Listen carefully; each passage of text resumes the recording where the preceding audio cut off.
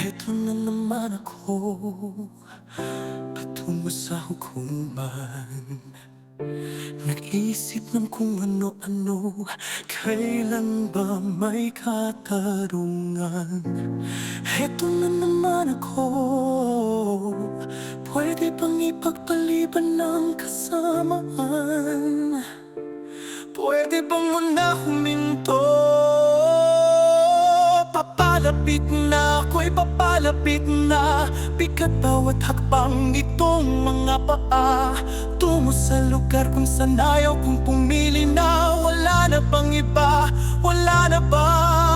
Patuloy ang paghahanap sa pag-asa, ngunit walang saysay ang pagmamakaawa. Ano pa bang kabuluhan ng pagka-Pilipino? Sino? Sino ang nakikinig sa bayan ko kahit sumigaw? Ito'y malabo, malabo, malabo. Sino ba ang may konsensya sa bayan ko kahit sumigaw? Malabo, tao po, pakinggan niyo naman ako. Bakit di niyo subukang pumili ng matitino?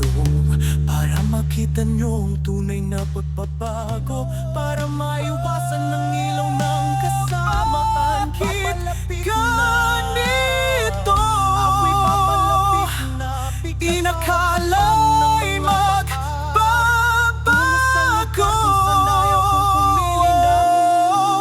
ang kalayaan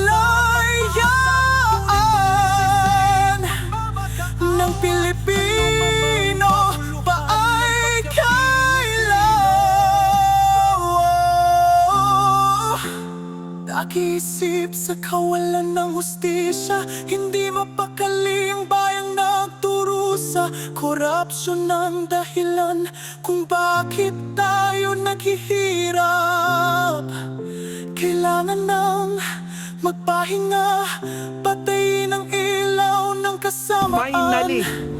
Nakakita ko ako ng isang May mga bakal gamit na ng ilan. Department of Education, kabilang ang mga laptop na nadiskubre at nakataoong nakasenga ayon sa bago nitong kalihim. Hindi rin alam ng DepEd official Matutunang na may marami sa gumawa kapuan nito parang isang na nag-inspect store at ipinag-operate. Maraming salamat po.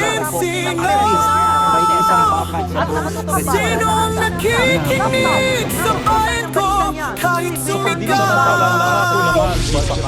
Ito'y malabo, malabo, malabo. Sino ba ang may konsensya sa bayan ko kahit sumigaw? Mga kabalita, 11 days. Malabo,